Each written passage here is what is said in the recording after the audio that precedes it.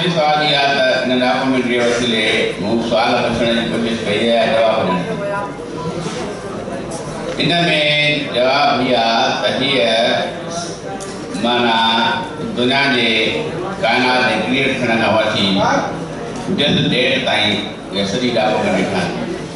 ये सिर्फ पहलों जो एपिसोड हुयो वो तारो सिंधु माथरी या इंडस वैली केतरी आ उनमें कड़ा शहर ए कने केतरी कदीम आ तो सफा हिकिड़ो थोड़ो है न त इंडस वैली जा इहो तमाम घणी ॻाल्हियूं आहिनि जिन में ईंदड़ जेको आहे हुन में ईंदियूं पोइ जेके सवाल थींदा ॿुधाईंदा तो ही इंट्रो आहे सिर्फ़ु इंट्रो तमाम घणी महिरबानी मोडरेटर साहब सवाल ये डॉक्टर साहब जो तो ही ना शुरुआत है इंट्रोडक्शन है ये पहले एपिसोड है डॉक्यूमेंट्री जो पहले एपिसोड में दायरा था कि फाउंडेशन ले करने की कोशिश किया है तो बुनियाद बनाने की कोशिश किया था कि कम किलो थे मैंने जो याद किलो थी हो तमाम पहले किस तरह अगर किसी से मैं शायद थी ले तो तमाम जो तारीख है तहजीब जो मुतालबा उन लिहाज सां तव्हां कदा सम्झो त हिन डॉक्यूमेंट्री जो कंट्रीब्यूशन हिन वक़्त में जेका कई आहे या अॻियां जेका ठहंदी उहो केतिरो हूंदो ऐं कीअं हूंदो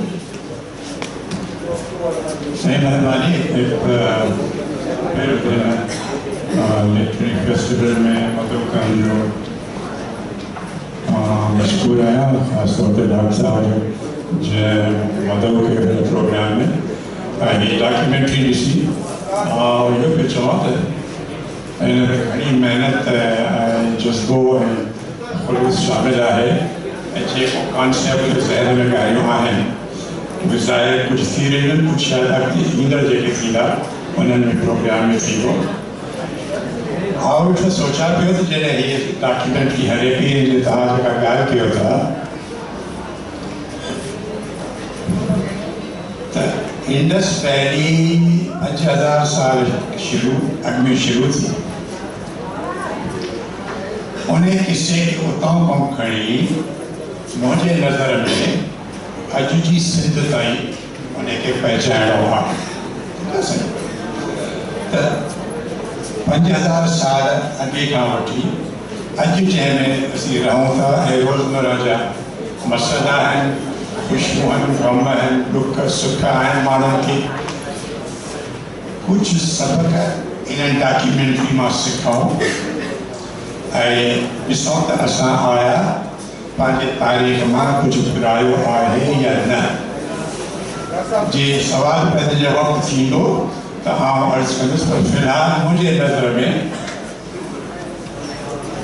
4 टाइम पीरियड्स अहिड़ा आहिनि जेके सिंध जे 5000 साल तारीख़ में माइलस्टोन्स आहिनि जिन सिंध जी जोग्राफी के उनकी तारीख़ के उनके कल्चर के उनकी इकोनॉमी के उनके माण्हुनि के मुतासिर कयो आहे उहे 4 अर्सा कहिड़ा आहिनि हिकिड़ो त इहो जेको तव्हां ॾेखारियो 5000 साल अॻु में ॿियो कहिड़ो थियो जंहिं सिंध जी तारीख़ के कल्चर के इकोनॉमी के मुतासिर कयो उहो 8वीं सदी ईस्वी में जॾहिं मोहम्मद बिन कासिम सिंध में आयो उन्हें सिंध की तारीख़ के माण्हुनि के कल्चर के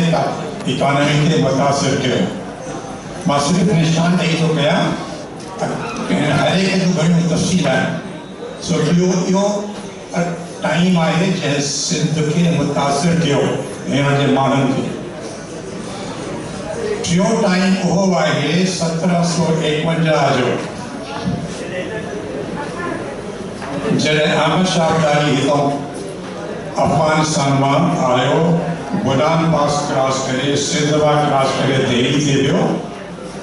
ऐं वापसि दिल्ली खे ताराज करे वापसि अफगानिस्तान वियो सिंध तमामु घणो तब्दील थी उन वक़्त में ऐं उन जूं घणियूं ॻाल्हियूं आहिनि ॿियो अरसो जेको थियो सो 1947 में जॾहिं हिकिड़े क़िस्म जो कॉलोनियलिज़म ख़तमु थियो गोरनि जो ॿाहिरनि जो कॉलोनियलिज़म ख़तमु थियो ऐं सिंध जी कल्चर, लिटरेचर, इकोनॉमी घणो मुतासिर थी ऐं आख़िर में 1970 जॾहिं वन यूनिट वरी टुटी ऐं सिंध सूबो वरी पंहिंजे शकिल में आयो त इहे मुंहिंजे नज़र में इहे माइल स्टोन आहिनि जंहिं मुतासिर कयो आहे सिंध जी जोग्राफी खे, उनजी तारीख़ खे, उनजी इक़्तिसादियात खे ऐं माण्हुनि जी ज़िंदगीअ खे। इहो 5000 साल अॻे जेको तव्हां ॿुधायो 8वीं सदी में जॾहिं मोहम्मद बिन क़ासिम आयो, 18वीं सदी में 1751 में जॾहिं अहमद शाह अब्दाली आयो हितां 1947 ऐं पोइ 1970। फ़िलहाल मां इहे माइल स्टोन्स जेके आहिनि जंहिं सिंध जी तारीख़ ऐं जोग्राफी ऐं कल्चर इकोनॉमी खे मुतासिर कयो, सिंध जे माण्हुनि खे मुतासिर कयो, किन ॻाल्हियुनि में चङी तरह, किन ॻाल्हियुनि में ॾुखी तरह। फ़िलहाल इहे माइल स्टोन्स आहिनि ऐं जीअं डॉक्यूमेंट्री इन माइल स्टोन्स खे कवर कंदी वेंदी त मुंहिंजे ख़्याल में घणियूं ॻाल्हियूं आलम आश्कार थी वेंदियूं। फ़िलहाल मुंहिंजो पैसे चवणो आहे। महिरबानी साईं। डॉक्टर साहब हिकिड़ो ॿियो सवाल त पहिरीं इंट्रोडक्टरी डॉक्यूमेंट्री हुई, पहिरियों एपिसोड हो, हिन में मोस्टली नेरेटेड स्टोरी हुई, नरेशन हुई ऐं उनजी ज़ाहिर पिक्टोरियल जो डिमॉन्स्ट्रेशन हुई। अॻियां जीअं हलंदासीं हिकिड़ो त इहो ॿुधाइजो त घणनि एपिसोड्स में हीउ प्रोजेक्ट मुकमिल करण जो इरादो आहे। ॿियो अॻियां मेथडोलॉजी तव्हांजी कहिड़ी हूंदी, छो त डॉक्यूमेंट्री जा खोड़ सारा लवाज़मात हूंदा आहिनि, माण्हुनि जा इंटरव्यू हूंदा आहिनि, डॉक्यूमेंट्री एविडेंस हूंदी आहे, ॿियूं खोड़ सारी शयूं हूंदियूं आहिनि। त ऑफकोर्स तव्हां पहिरें में शायदि मेथडोलॉजी जो हिसो हुजे, तव्हां नंढी हुजे, अॻियां मेथडोलॉजी छा आहे, टाइम पीरियड छा आहे, घणी एपिसोड्स ईंदियूं ऐं कहिड़े तरीक़े सां कंप्लीट थींदियूं? मां सम्झां थो त 50 खां 100 एपिसोड थींदा ऐं उते जेके स्टोरियूं अचनि थियूं उन जा पंहिंजो जेको इंटरव्यू तक़रीबन पाकिस्तान जे सिंध जे माण्हुनि खां ऐं पूरी दुनिया जा जेके स्कॉलर आहिनि मुहक़क़ सभिनी खां वठी छॾिया। इतफ़ाक़ सां हिकु त गुज़िरियल साल आकाणे वारे जंहिं मोहन कॉन्फ्रेंस में मिलिया नाज़ साहिब ॾिसे पियो अञा वरी हाणे हिते पतासीं उहो सभु थियल आहिनि। हीअ मूं तव्हांखे ॿुधायो इंट्रोडक्शन आहे। इंडस वैली जा तमामु मसइला आहिनि। उहो मोहन जो शहर हिकिड़ो न आहे, 2000 शहर आहिनि। असां त 1700 जो आहे, 2000। उन खां पोइ इहा इंडस वैली उरूज अथई। हक़ीक़त में उन ज़माने में जेको मोहन जो करो हो अॼुकल्ह जे न्यूयॉर्क खां बि उन ज़माने जे हिसाब सां वधीक तरक़ी याफ़्ता ऐं इंडस वैली जेका हुई उहा हक़ीक़त में त अॼु जे अमरीकी मुआशरे खां अॻिते वधी रही उन ज़माने जे हिसाब सां जहाज़ कोन या को अहिड़ी ॿी टेक्नोलॉजी न हुई, पर पंहिंजे यानी कि हिकिड़े मयार जे हिसाब सां ऐं पंहिंजे पास हिकिड़ी मशहूरी जे हिसाब सां एॾी वॾी जेका हिकिड़ी हीअ हुई। हिन में माना इहो हूंदो त जंहिं ॿिए शहर ते जेका ॿिन्ही ॿियनि मुल्कनि में इंडस वैली मोहर लॻल हूंदी त उहा सम्झो त मयार तमामु ऐं डिमांड जेका तमामु घणी। उन खां पोइ इहा एॾी वॾी कीअं तबाह हुई, उन जा सबब छा हुआ? भला हिते जेका मज़हब कहिड़ो, भला हितां को हथियार न रहंदो आहे, उनजो सबब छा हो? भला हिते जेको आहे सो कंहिं बि मज़हबी जॻह न मिली आहे असांखे, को इबादतगाह न मिलियो आहे, को टेम्पल न मिलियो आहे, कंहिं बि क़िस्म जी का उहा जो नाहे, ॿियो कब्रिस्तान न मिलियो आहे अञा ताईं। त इहे माण्हू आख़िर काॾे वेंदा? ॿियो जेको वॾो सुवालु आहे उहो इहो आहे त इहा जेका एॾी वॾी सल्तनत हुई हिकिड़ी, हीअ मां जेको हुनखे नालो ॾिनो आहे पहिरें एपिसोड खे एम्पायर ऑफ द इंडस, उहो बि हिकिड़ी अंग्रेज़ माईअ लिखियो आहे, हुन पंहिंजे किताब जो अनुमान इहो ॾिनो आहे। तंहिंजे करे मूंखे उहो ॾाढो लॻो सुठो अनुमान, त तंहिंजे करे मूं हिनखे ॾिनो। तंहिंजे करे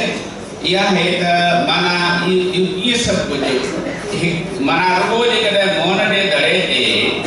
जेकॾहिं डॉक्यूमेंट्री जा जेके मुख़्तलिफ़ एस्पेक्ट खणा उहे ई मुंहिंजे ख़्याल में 15-20 एस्पेक्ट ऐं सॼी इंडस वैली वरी हड़का वियो हुयो। हाणे असां चयो त 5000 पुराणी आहे,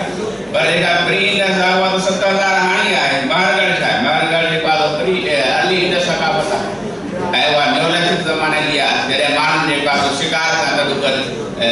जेका ज़राअत जेको फसल पोखणु शुरू कया। तंहिंजे करे हीउ स्टेप आहे ही अच्छा मूंखे छा आहे हमेशह इहो हूंदो हो त सभु माण्हू किथे वेंदासीं त भई सिंध की कोई हिस्ट्री नहीं है कुछ पता नहीं है पर जॾहिं वियासीं हिन में तफ़सील में त ख़बर पई त बाबा हिन जी त कासो स्टोरी डे वन खां मिली सघे ऐं अॼु ॾींहं ताईं तंहिंजे करे उहो जेको फ्रस्ट्रेशन त बाबा सिंध जी तारीख़ न आहे सही ऑथेंटिक तारीख़ न आहे उन जे जवाब में ई ठाहियूं सिंध जी पहिरां डे वन खां हिन महिल ताईं आख़िर ज़माने जे बदमाशन ताईं ऐं हुन जे करप्शन में सिंध जी सोसाइटी खे तबाह थो थिए उन ताईं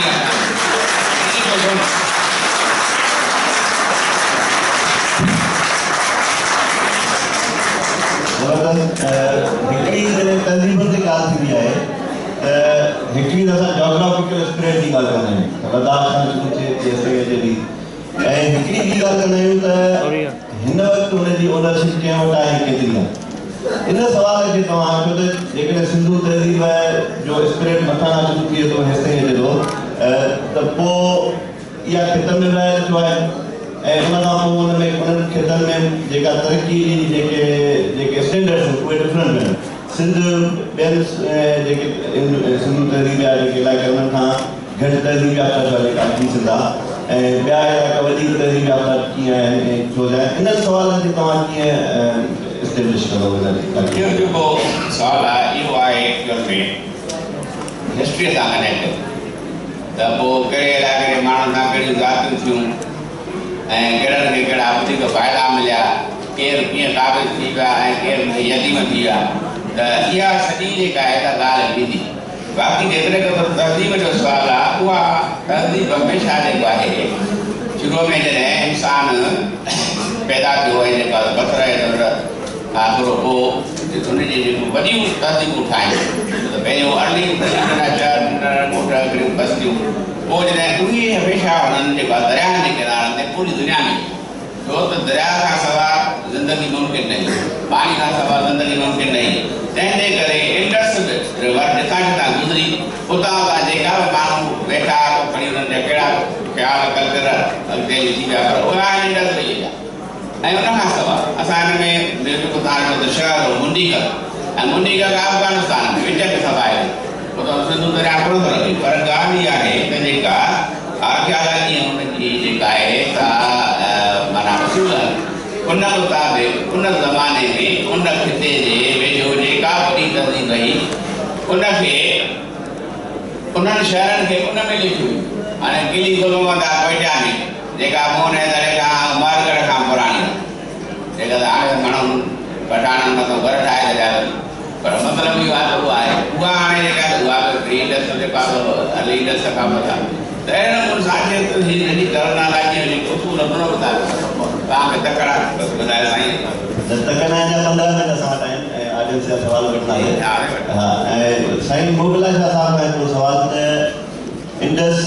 सिविलाइज़ेशन जी जॾहिं ॻाल्हि था कयूं मौजूदा पाकिस्तान में त असां सिंधी माण्हू पाण खे तमामु घणो एसोसिएट था कयूं इंडस सिविलाइज़ेशन खां मां इस्लामाबाद में रहंदो आहियां उते या पंजाब में या ॿियनि खितनि में ॿियनि इलाइक़नि में सिंधू तहज़ीब सां वाबस्तगी एतिरी इस्टेब्लिश न आहे या एतिरी ओन न आहे माण्हू हुनखे ओन नथा करे एतिरो जेतिरो असां सिंध जा माण्हू कयूं था या सिंधी माण्हू कयूं था इन मसइले खे तव्हां छा सम्झो त कीअं एड्रेस करे सघिजे थो हिन क़िस्म जे प्रोजेक्ट साईं असां इन करे ओन था कयूं जो इंडस वैली जो सभ खां प्रोमिनेंट सभ खां डेवलप्ड सभ खां अर्बनाइज्ड एंड प्रॉस्परस शहर सिंध में हुयो मुंहिंजो दड़ो अर्बन सिविलाइजेशन जो महराज हुयो उन ज़माने में हीअ जेके तव्हां ॾेखारियूं न तस्वीरूं ऐं डॉक्यूमेंट्री में इलाही तमामु सुहिणियूं ॻाल्हियूं हुयूं मां हिन जे अंडरग्राउंड जेको सिस्टम आहे मां उहो ॾिठो आहे मां जे ज़माने में सक्कर में कमिश्नर हुयुसि त यूनेस्को जो डायरेक्टर जनरल हिते आयो हो ऐं उहो पंहिंजी वॾी तहमारनि माण्हुनि जी टीम वठी आयो हो पेरिस फ्रांस मां त मुंहिंजे दड़े खे जॾहिं यूनेस्को जा माण्हू जॾहिं असां ॿाहिरों जेको दड़ो या बाथ या जेके प्लैन स्ट्रीट्स वग़ैरह आहिनि त जॾहिं असांखे अंडरग्राउंड सिस्टम जेको ड्रेनेज सीवेज अंदरि सिस्टम आहे जॾहिं उहो ॾिठोसीं ज़ाहिर ई कि जेके ॿाहिरां तव्हांखे नज़र थियूं अचनि त हीअ पंहिंजो पाणी जे निकाल जा नंढा नंढा इहे चैनल्स आहिनि उहे केॾां था वञनि उहे अंडरग्राउंड सिस्टम में वञनि था ऐं उहे नंढियूं ड्रेनेज लाइनियूं उहे वॾे में मिलनि थियूं अल्टीमेटली जेका वॾे में वॾी ड्रेनेज आहे उन जो डायमीटर आहे 84 इंचिस 84 इंच डायमीटर माना 7 फुट हुनजो डायमीटर आहे गोल क़िस्म जो हिकिड़ो ड्रेन आहे नंढा ड्रेन्स जेके आहिनि उहे उन में अचनि था ऐं पोइ उहो ड्रेन वञी दरिया सिंध में वञे थो त यूनेस्को जे डायरेक्टर जनरल ऐं जेके हुननि जा टीम जा माण्हू हुआ उन्हनि अॼु जे सिंध खे ॾिठो ऐं हीउ जेको town planning hygiene engineering cell असांजो इंजीनियर वेठा आहिनि हिते हुननि जो चवणु हुयो त 5000 साल अॻु में जेके मौंज दड़ो जा रहवासी हुअनि ऐं जेकॾहिं असां अॼु जी ज़बान में ईअं चओ त जेके 5000 साल अॻु सिंधी मौंज दड़ो में रहंदा हुआ उहे अॼु जे सिंधियुनि खां ज़्यादा डेवलप हुआ ज़्यादा एडवांस हुआ ज़्यादा प्रॉस्परस हुआ उन्हनि में असांखे ॾिसणु घुरिजे छा थियो असली सुवाल इहो आहे त 5000 साल अॼु को बि तव्हां ॿुधायो त हिते को अंडरग्राउंड ड्रेनेज उन ज़माने में को फॉरेन एड त कोन हुई न कोई यूरोप या अमेरिका वारा माण्हू अचनि जिन माण्हुनि खे इहो हाइजीन जो कंसेप्ट हुयो जिन खे डिज़ाइनिंग एबिलिटी हुई जिन खे इंजीनियरिंग स्किल्स हुआ जिन अहिड़ो स्ट्रक्चर्स पैदा किया above the surface under the surface जेके 5000 साल खां पोइ बि गोरनि खे यूनेस्को जे डायरेक्टर जनरल खे अॼु था ॾियारनि ऐं उहे था चवनि त भाई तव्हांजा 5000 साल अॻे जेके सिंधी आहे उहे अॼु जे सिंधियुनि खां ज़्यादा तरक़ी याफ़्ता आहिनि सुवालु इहो आहे इहो सम्झणु घुरिजे उतां खां हेठि असां कीअं लथासीं हाणे मथे वञण जो तरीक़ो छा आहे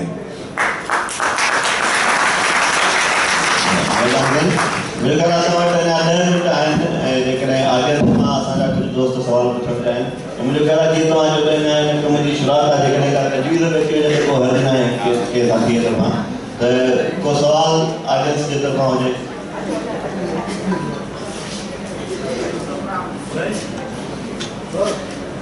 जी अहिड़ा सुवाल आहिनि माइक ॾिजो हितां वॉलंटियर्स दोस्त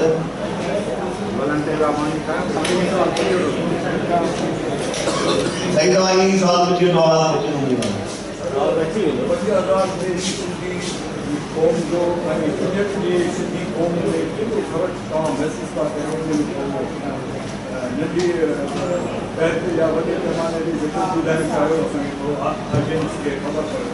साईं जो सवाल आहे त 5000 साल पहिरियां जे माण्हुनि में ऐं सूरताल में अॼु जी सूरताल में कहिड़ो फ़र्क़ु आहे हिन ते मुख़्तसरन ॿुधाए सघे थो इहो सवाल आहे ॾाढा मुंहिंजो बि सवाल आहे हिकिड़ो ख़्याल जो सवाल वठूं था पोइ भई भले आहे उहो सवाल न आहे चए थो वधीक ॿुधायो थोरो वधीक ॿुधायो वधीक इहो आहे त वधीक एपिसोड में ईंदो बाक़ी हीअं आहे त जीअं मां अॻु में बि चयो त उन ज़माने जे हिसाब सां मोहन जो दड़ो न्यूयॉर्क खां वधीक तरक़ी याफ़्ता हो छो त इन जहिड़ो शहर पूरी दुनिया में हुयो ई न हाणे साईं जीअं पंहिंजो मुहिबुल्लाह शाह साहिब ॿुधायो त उहे माण्हू वधीक हलनि विया हाणे ॿुधायो त उते तव्हां मोहन जे दड़े में वञो था त समूरियूं भिटियूं गुनी कुंड आहिनि राइट एंगल हिक कुंड खां कुझु सॼी तव्हांखे नज़र हाणे तव्हां हिते रुॻो हैदराबाद में वञो राजपाणी में वञो कंहिं वीचार में त कोन इहे ॿार कढी तव्हांखे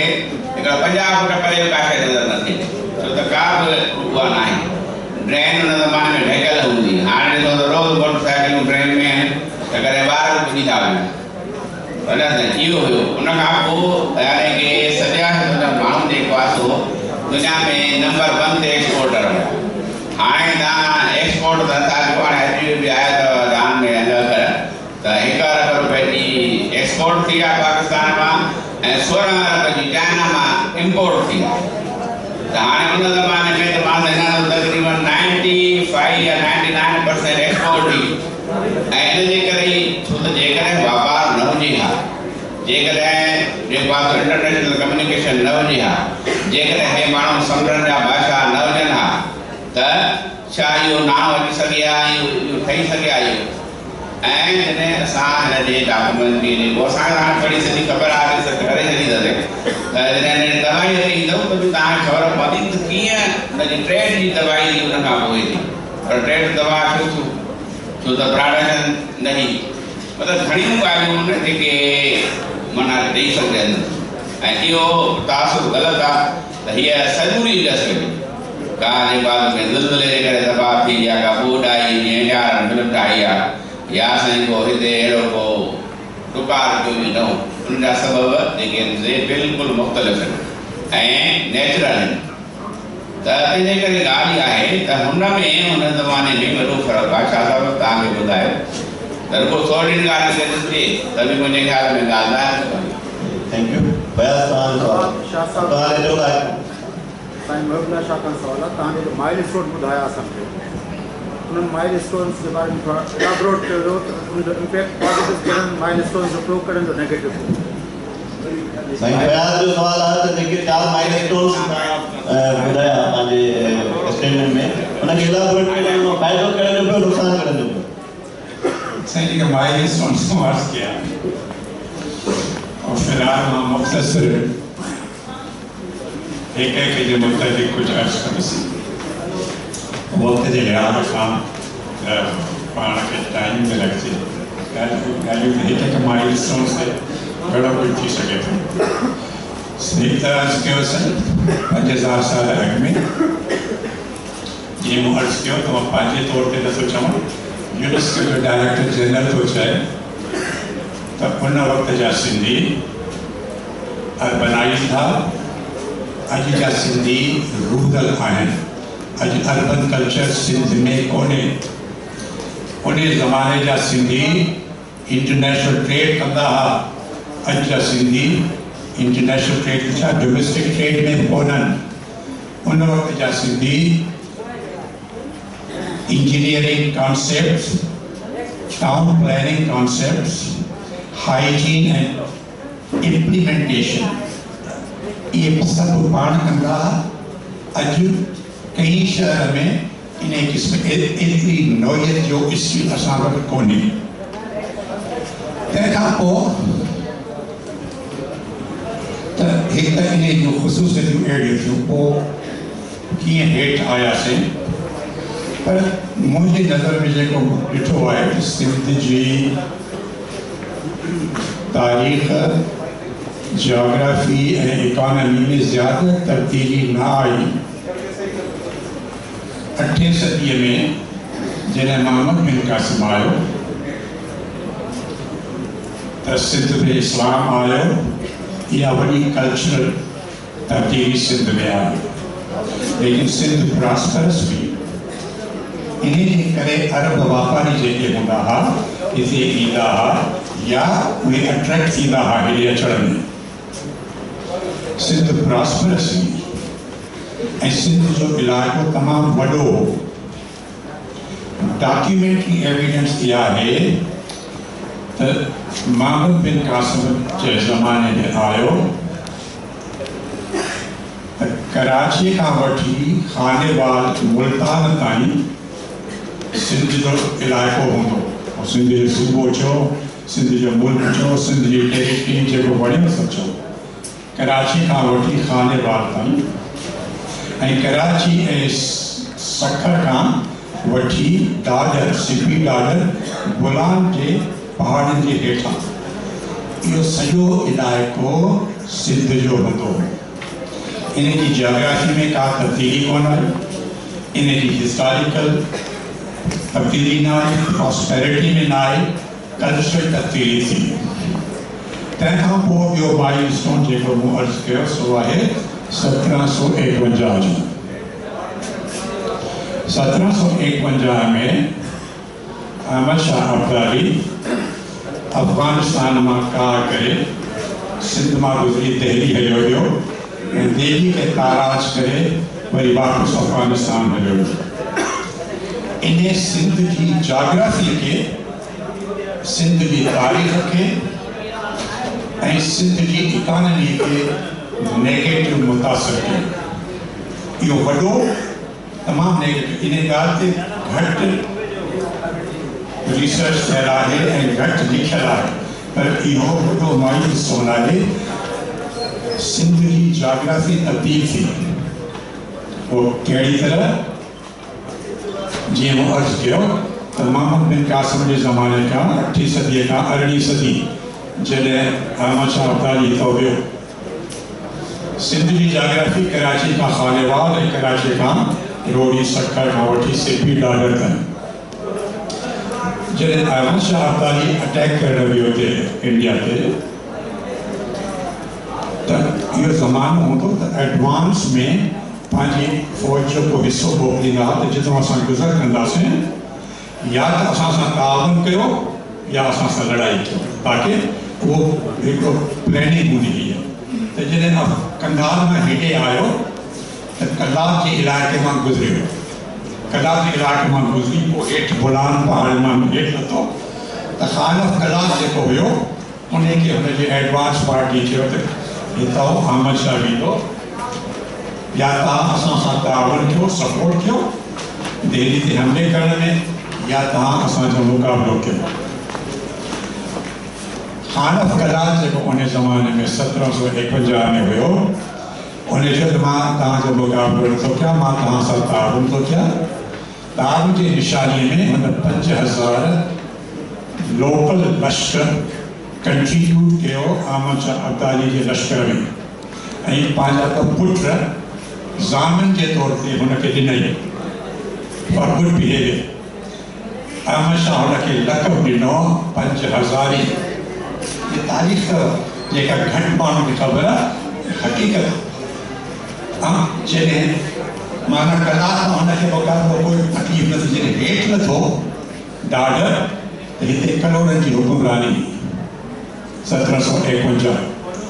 करोड़नि खे साॻियो ई कोई एडवांस पार्टी उन्हनि चयो त असां तोखे गुज़र न तो न ॾींदासीं, तोखां मुक़ाबिलो कंदासीं। शिकारपुर में वॾी लड़ाई लॻी अहमद शाह अब्दाली जे फोर्सिस में ऐं कलोड़ा आर्मी में,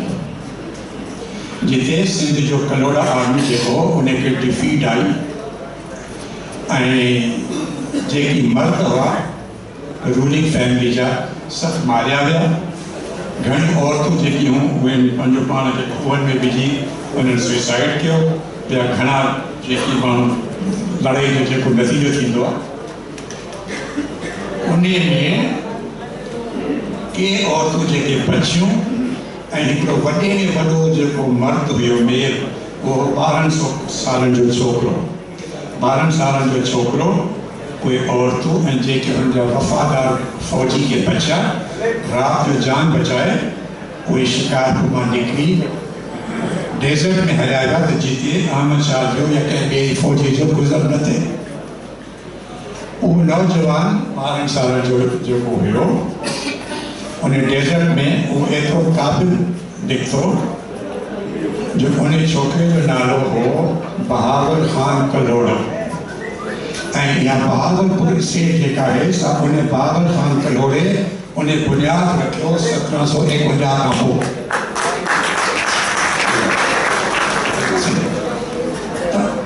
सिंध खां इहो इलाइक़ो निकिरी वियो ऐं इहो ख़ालिफ़ कलाक खे जंहिं 5000 फ़ौजी ॾिना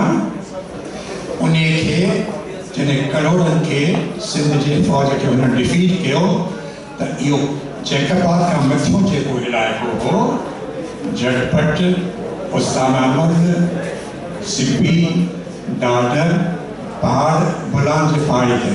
इहो सिंध जी हुकुमरानी खां कढी कलाक जी हुकुमरानीअ में ॾिनई। त 1751 इन करे हिकिड़ो वॾो माइलस्टोन आहे जे सिंध जी जाग्राफी तब्दील कई 1000 सालनि खां पोइ, पर असां वटि इन ॻाल्हि जी अञा ऐं तंहिंखां पोइ अफ़सोस इहो थियो त जेके अहमद शाह त वियो वापसि दिल्ली ते ताराज करे त पोइ जेके सिंध जा हुकुमरान हुआ उन्हनि में एॾी अहलियत कोन हुई न त डेज़र्ट वारे 12 साल जे जवान खां वापसि वठनि उहा टेरिटरी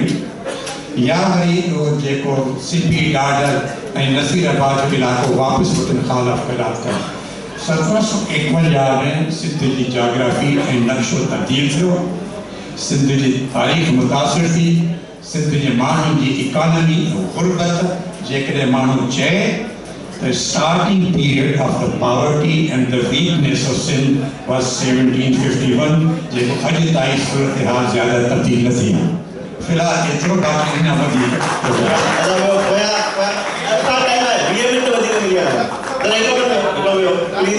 हिकिड़ो मिंट वियो पोयां सवाल अदा तव्हां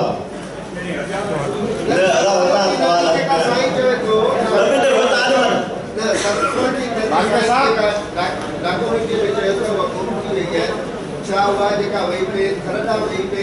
ऐं जेको हिन महिल घर में कोयलो मिले थो हज़ारे फुटनि सां उहो साइंसदाननि जो जेके मौक़िक़ आहिनि उन्हनि जो चवण त उहे लखे हज़ारे सालनि खां पोइ जेके ॿेला आहिनि उहे जेको सो कोयलो थी वेंदा आहिनि पहिरियों थी वेंदा आहिनि छा इहा संस्कृतीअ जे करे इहे घर जो जेको कोयलो आहे उहो हुनजे करे हलो हिन सुवाल खे बाग था कयूं ऐं दोस्तां साहब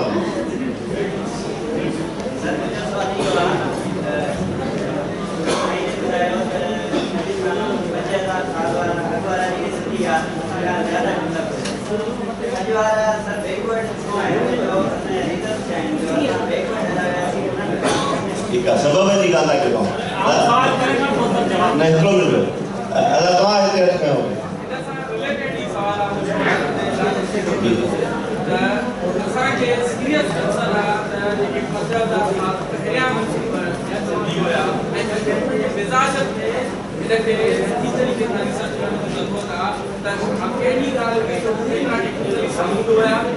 एतिरा एडवांस हुया इंपोर्ट एक्सपोर्ट में हुया इंजीनियरिंग पॉइंट ऑफ व्यू हुया ऐं असांजा जेका अॼु जा पीढ़ी आहियूं असां अगरि असां वञूं था ऐं असांजे मिज़ाजनि में कंहिं हद ताईं नाली कंहिं हद ताईं असांजो कंट्रीब्यूशन आहे एज़ अ होल हिनते थोरी टे सवाल थी आहिनि तव्हां कोई बि जवाब ॾियो डॉक्टर साहब या हिकिड़ो सवाल पहले जे हवाले सां घर में कोई निकिरनि या खतम जवाब ॾियो त तव्हां सवाल जो जवाब हिकिड़ो त तव्हां चओ था शाहूकार क़ौम आहे पंहिंजी रिपोर्ट में कारोकारी किथां आई ऐं ॿियो सर तव्हां एज़ अ साहब बि जेकॾहिं पीपी जी हुकूमत अञा 10 साल रही त इन पंहिंजी सकावत खे तव्हां किथे ॾिसो सवाल जा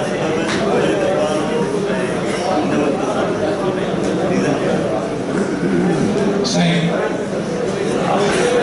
sir, सवेर थींदियूं हाणे मां घर जी क्वेरी जी ॻाल्हि कई उहो मुंहिंजो हिकिड़ो ज़ाती इशू आहे ऐं उन ते घणो कुझु ॻाल्हाए सघां थो इन मां घणो कुझु लिखियो ॻाल्हायां पर हिकिड़ो मां बुनियादी सुवालु ॻाल्हायां ऐं उहो उन दोस्तनि जी ॻाल्हि कई त छा थियो हीअ मसाला छो थिया हाणे असांजो हाल फलाण फलाण मूं अर्ज़ु कयो त historical fact इहो आहे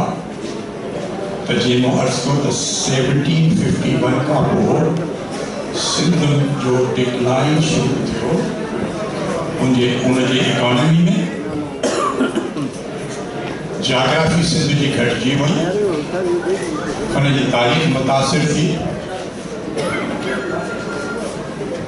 ऐं उहो डिक्लाइन जेको 1751 खां शुरू थियो वो वरी जॾहिं ब्रिटिश हिते आया ऐं वरी कॉलोनाइज़ थी वियो सॼो सब कॉन्टिनेंट इंडिया जो उन में अञा एक्सप्लॉइटेशन कॉलोनियलिज्म जी जेके जे नेगेटिव ॻाल्हियूं आहिनि उन्हनि जो असरु मुआशरे ते पहुतो पर असांखे त 1947 खां हाणे त 71 साल थी विया जो असां आज़ाद आहियूं कॉलोनियलिज्म बि ख़तम थी वियो अहमद शाह अब्दाली जा असर जेके ग़लति थिया उन्हनि खे उन खां पोइ जेके हुकुमरान आया उन्हनि उन खे तब्दील न कयो ऐं उहे पार्टीज़ घटिजी पकियूं थी वियूं। पर माण्हू जेके आहिनि उन्हनि जी क़िस्मत छो थी बदिलिजे या थर जो कोयलो जेको आहे जेको सोन आहे ज़मीन में हेठि उहो छो नथो माण्हू जी तक़दीर बदिले। हाणे हिनखे तव्हां ॿिए नुक़्ते जे निगाह खां ॾिसो। कोलोनियलिज़म छा हूंदो आहे? कोलोनियलिज़म जी बुनियादी जेके ख़ुसूसियात आहिनि या हिकु बेसिक जेके असां डिफाइन कयो त कोलोनियलिज़म अहिड़ो एक्सप्लॉइटेटिव निज़ाम हूंदो आहे जंहिंमें के माण्हू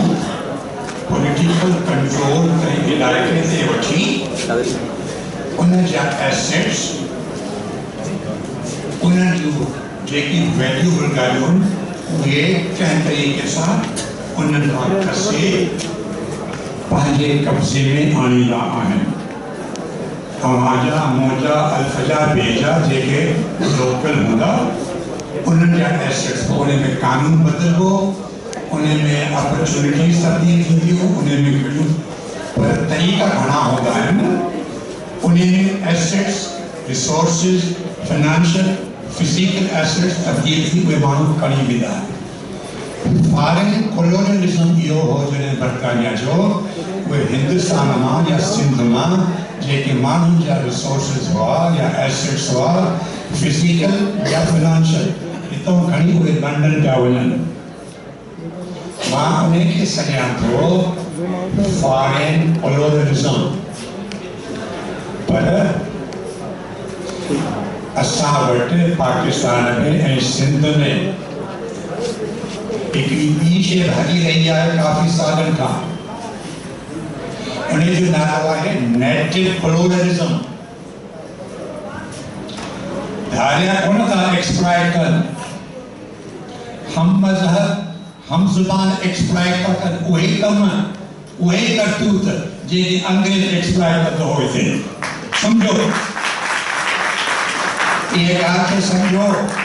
ऐं हिन जो तव्हांजे सुवाल जो जवाबु सिंध जी क़िस्मत माण्हू जी छो न बदिलिजे थी। तव्हां वटि हिकिड़ो कोलोनियलिज़म तब्दील थी नेटिव कोलोनियलिज़म अची वियो। अञा तव्हां उन जे असर में आहियो। हितां खां तव्हांजा एसेट्स माण्हू चोरी करे अॻे लंडन, हाणे दुबई में, हाणे लंडन में, हाणे पैनामा में, हाणे अमेरिका में खणी था वञनि। अञा उहे हाल में आहियो।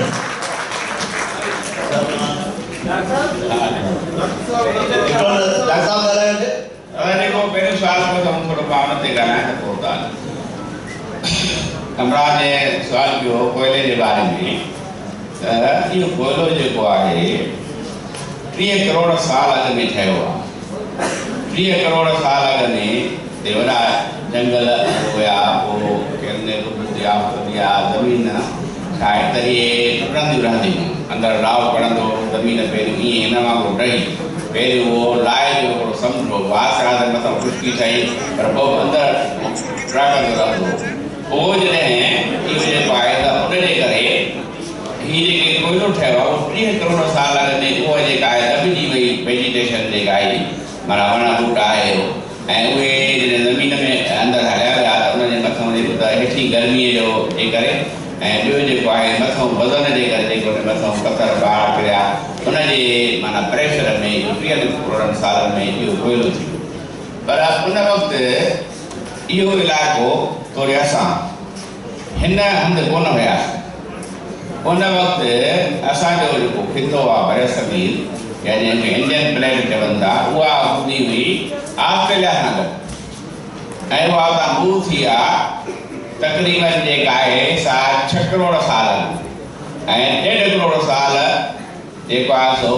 2-3 सेंटीमीटर पर ईयर जे हिसाब सां बंदि करे अॼु जेको आहे पोइ लॻी आहे एशिया खंड सां ऐं जंहिंजे नतीजे में जेको ॿिन्ही जे टकराइण सां जेको आहे हिमालय जबल ॿिया जबल जेके ठहिया त इहे स्टोरी सॼी दुनिया में मुख़्तलिफ़ आहिनि ऐं हिकु जहिड़ियूं आहिनि। त कोयले जो मसलो इहो बाक़ी ॻाल्हि आहे त दोस्त जो तव्हां चओ था ही उन वक़्तु तरक़ी याफ़्ता हुया त सुवाल इहो आहे त उन ज़माने में जेके मौजूदा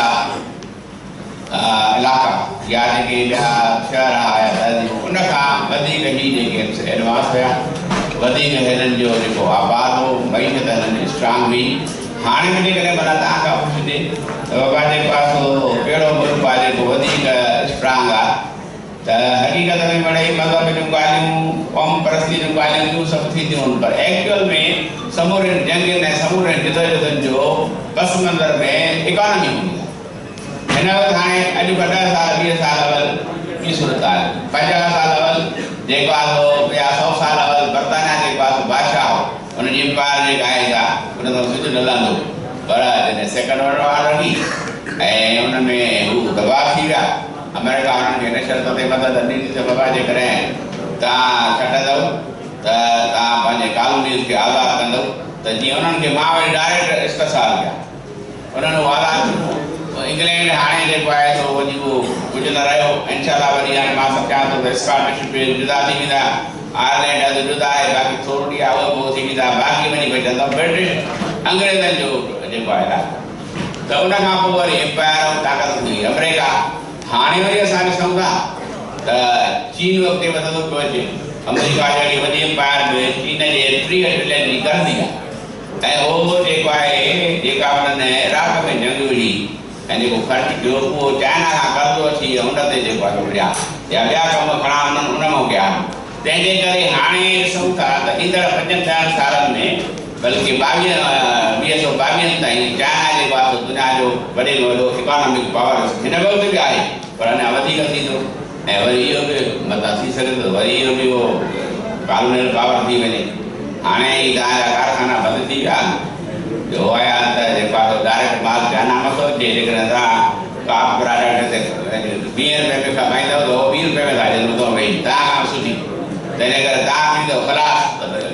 इहा एम्पायर थी वेंदी ईअं जेको आहे सो ही जेके नंढियूं ऐं कमज़ोर क़ौमूं वीचारी तरक़ी न थियूं वरी माण्हू जी जेका आहे उहे जेके हुकुमरान उहे बि जेको आहे सायो करे उन्हनि खे पोइते रखण लाइ जेको आहे सो हिकिड़ा फ़लसफ़ा ॾियनि था जीअं मिसाल तौरु ही जेको आयो रशिया 79 में अफ़गानिस्तान में उनजे ख़िलाफ़ पाकिस्तान खे पैसा ॾेई करे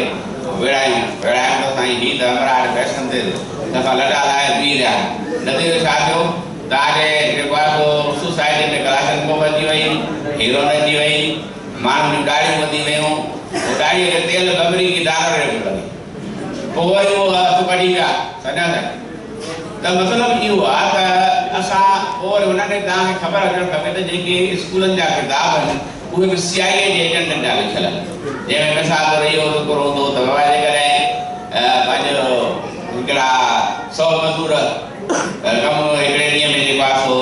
5000 शुरू खां आणनि त भला पोइ जेको आहे हिकिड़ा लख मज़दूर उहे हिकु ॾींहं में घणियूं हणंदा सरासरी पाण सभई पढ़ी आया हूंदियूं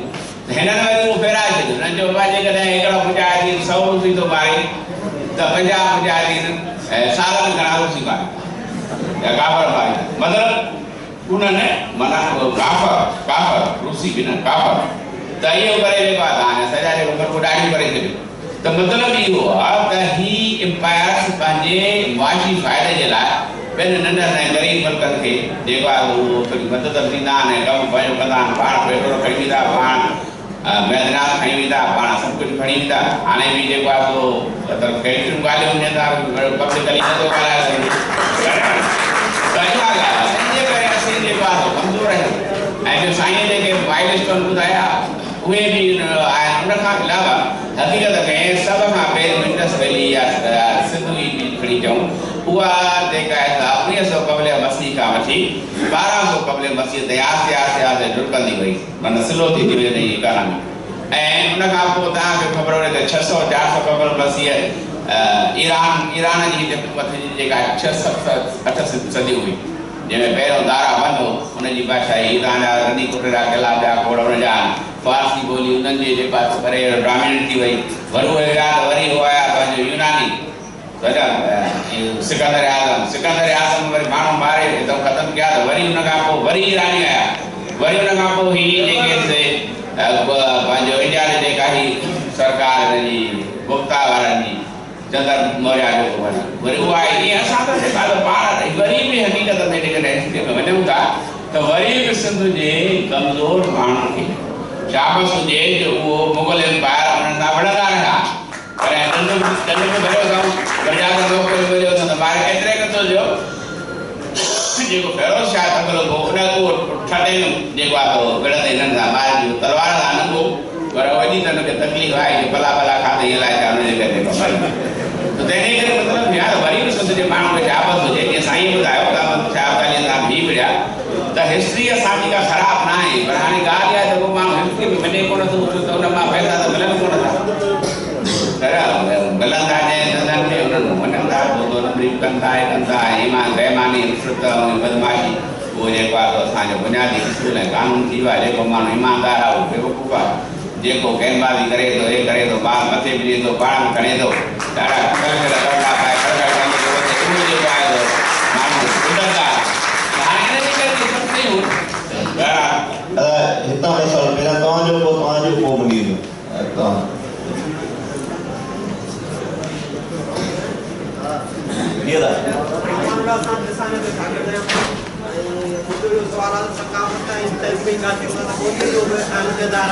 अॼु जे हिन दौर में जिते अंग्रेज़ी ऐं पाकिस्तान जी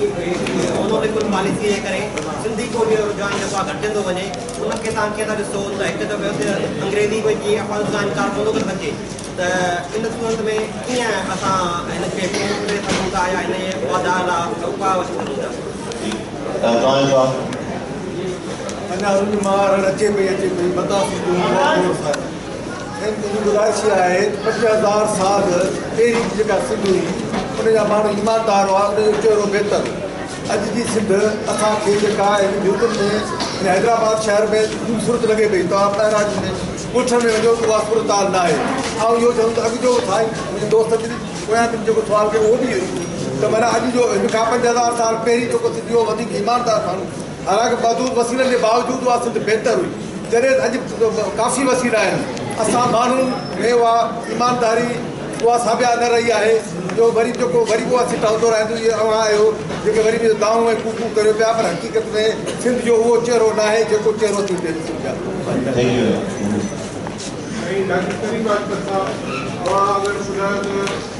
सबब के ॿिया हुआ सिंधी लोग हुयो का बोर्ड वग़ैरह न हुई इस्लाम जे करे मोन जो घणो कबार न थिए पर असांखे ॿुधायो वियो आहे त जेॾीमहिल मोन जो घणो खोटियो हो त मतिलबु आहे डेड बॉडीज़ मिलियूं ऐं उनजे करे ई उनजो जेको नालो रखियो मोन जो घणो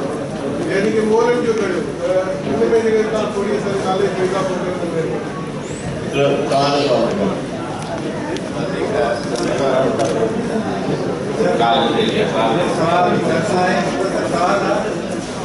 सर चयो वेंदो आहे त कंहिं बि मुआशरे जी तरक़ी में उन मुआशरे जी औरत जो अधु हिसो हूंदो आहे सर जेका अॼु जी सिंध जी सूरत हाल आहे उनखे असीं 5,000 साल पुराणी सूरत हाल खां कंपेयर कयूं त असांखे त सर संभार घर जे स्पीच ॾिसी छा असीं इहो चई सघूं था त 5,000 साल पुराणी सिंधियाणी अॼु जी सिंधियाणी खां वधीक आज़ाद हुई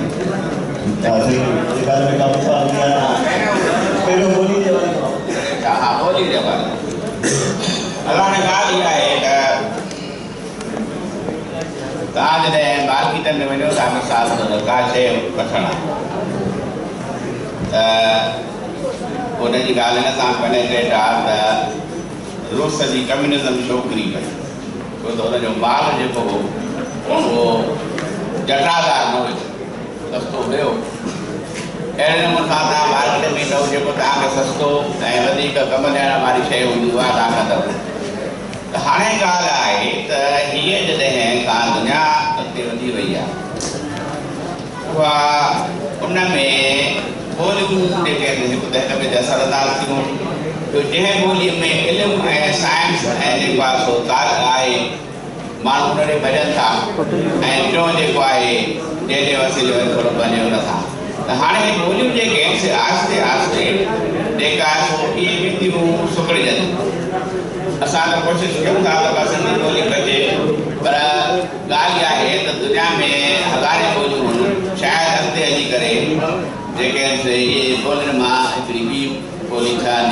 जेका इंटरनेशनल ॿोली हूंदी उन में थी सघे थो 100 साल लॻनि या घटि लॻनि या वधीक लॻनि ऐं हिकिड़ी ग्लोबल लैंग्वेज जेका थींदी उन खां सवाइ उन में पहिरियों त जेके जेके असां जहिड़नि यतीमनि जूं ॿोलियूं हूंदियूं उहे पोइ हिते हली वेंदियूं पोइ वरी जेको आहे सो वॾा जेके पावर आहिनि जीअं इंग्लिश ॿोली आहे जीअं आहे रशियन आहे चाइनीज़ आहे इन क़िस्म जूं 5-7 ॿोलियूं रहंदियूं पोइ वरी उहे बि मिली जेको आहे हिकु ॿोली थी वेंदी उन खां जेके अञा हज़ारे साल अॻिते ईंदासीं त माण्हुनि जे स्किन जो कलर बि हिकिड़ो थी वेंदो ऐं असांजी जेका मौजूदा बनावट ऐं शिकिल आहे इहा ईअं न हूंदी बिल्कुलु जेका आहे मटिजी वेंदी छाजे करे त जेको असांजी बनावट हिन वक़्तु ताईं ईअं हिनजे करे पहुती आहे त जेको कमु असां कंदा आहियूं उनजे हिसाब सां जिस्म जे माना फिज़िक में जेको आहे तब्दीली ईंदी आहे तंहिंजे करे उहा बि ईअं थींदी त तंहिंजे करे ॻाल्हि इहा आहे त असुलु आहे जेकॾहिं भला फ़र्क़ु कयो समूरा जेके सिंध में इस्तिसाल कनि था यारी ॻाल्हि उहे सभई सिंधी ॻाल्हाइनि पर तव्हांखे हेॾो मारे वञे जंग में मोकिले छॾनि पाण वेठा त सिंधीअ में वापारु कनि त पोइ तव्हांजी ॻाल्हि क़बूल आहे ॻाल्हि इहा आहे त सवाइ मईशत जे सवाइ पंहिंजे धरतीअ जे इक़्तिसादी मसीलनि ते मौजूदु हुजण जे उन ते कब्ज़ो रखण जे बाक़ी जेका ॻाल्हि आहे उहा सभु बेकार इनखे करे चवंदा आहिनि त बाबा जेको आहे सो सिंध त हिकिड़ी उहो जेको स्टेट एजेंसी वारी स्टेट आहे स्टेट लैंड आहे उहा हर कंहिंखे खपंदी उहा अब्दालनि खे बि खपे पई त उहा अरगुननि खे बि खपे पई उहा अरबनि खे बि खपे पई सभिनी खे त न त ॻाल्हि इहा आहे त जेकॾहिं हुन में इन इलाइक़े जे बुनियादी ऐं असली माण्हुनि जो मुफ़ाद न आहे हुनजी मईशत में हुन जे लाइ तरक़ी न आहे त उहो बेकार तंहिंजे करे ॿोली अहम आहे पर उन खां वधीक असांजा जेके क़ौमी मुफ़ाद अहम आहिनि पोइ जेका बि क़ौम हुजे तंहिंजे करे असांखे जेको आहे सो उन ते ज़ोर ॾियणो आहे इहो आहे ॿियो सुवाल आहे कहिड़ो हुयो त रीज़न्स जेके मोहल्ले हाणे ॻाल्हि तव्हां जेको सुवाल आहे त घणा जेको आहे सो माना डेड बॉडीज़ मिलियूं हिन जो जवाबु इहो आहे त मूं हुन दड़े मारिफत सां कंहिं बि घणा माण्हू न मिलिया 14 माण्हुनि जा लाश मिलिया आहिनि जेके बि मथी उन सदर जे उन्हनि जो जेको तज़ियो थियो आहे हाणे छो त हिकिड़ी वरी साइंस आहे न खे मूंखे मिस्री वारा छा कंदा माना दंदनि जे मसइले दंदनि जी माप स्टाइल जे मसइले माना मुक़ररु था कनि त हीउ कहिड़े नस्ल जो माण्हू या हीउ लाश कहिड़े नस्ल जो न DNA न DNA वरी ॿी आहे न पर हीअ वरी जेको आहे दंदनि खे जेको आहे न उहो अलाए मूंखे अची वेंदो वेंदा बराबरि उन्हनि सॼी दुनिया माहिर आहिनि ऐं हाणे अमेरिका जो बि आयो आहे हैरिस नालो ब्रायन हेम्फर आयो उन सां इंटरव्यू बि कयो आहे मूं वटि आयो घर बि रहियो अॼु त तहक़ीक़ात इहे माण्हू जेके मिलिया आहिनि इहे हिकु त बोझ आहे ॿी ॻाल्हि आहे त इहे हितां जा लोकल नस्ल न आहिनि इहे एॾे सेंट्रल एशिया तुर्की आहे हिन जा ॿी ॻाल्हि इहा त मोरे तड़े जा ॿोलियूं ॾिसो था मथां इहो वॾो पलवेड़ो लॻल आहे अचो इहो बि दरअसल इंडस वैली सिविलाइज़ेशन जो न आहे इहो जेको आहे सो 2 सदी ईस्वीअ में जेके बुद्ध आया जॾहिं कुशान गवर्नमेंट ई हिननि जी तव्हांखे बुद्धनि जी जेको हुनजो कोई लॻो वञे गौतम बुद्ध जो चंद्रगुप्त आहे मरण वारी त उन्हनि हिते इहो ठाहियो ऐं उन्हनि हिते पंहिंजो टेम्पल ठाहियो उहो आहे वरी पोइ छॾे विया उहो थोरो रही विया इहो एक्चुअल जेका असुल हुई इंडस वैली उनजो न हो त तंहिंजे करे ॻाल्हि इहा आहे त हिकिड़ियूं हिन वाइड़ियूं सिंध में ॻाल्हियूं बाबा खां दुनिया सां तहज़ीब कई आहे ईअं न आहे असांजी तहज़ीब आहे ॿियूं तहज़ीबूं आहिनि ॿी ॻाल्हि इहा आहे त जेका इंसान जेको अफ्रीका जे जेको आहे ईस्ट अफ्रीका जे रिफ्ट वैली में पैदा माना इंसान जी शिकिल में उहो मुख़्तलिफ़ शिकिलूं वठी उहो जेको आहे 1 लख साल पहिरियों उतां निकितो आहे जेको पहिरियों आयो आहे मिडल ईस्ट में उन खां पोइ जेको आहे इहो ॿिनि हंधि ताणंदो यूरोप में 40,000 साल अॻु में वियो आहे अमेरिका में 12,000 साल पहिरियों पहुतो इहो उहो ते जेको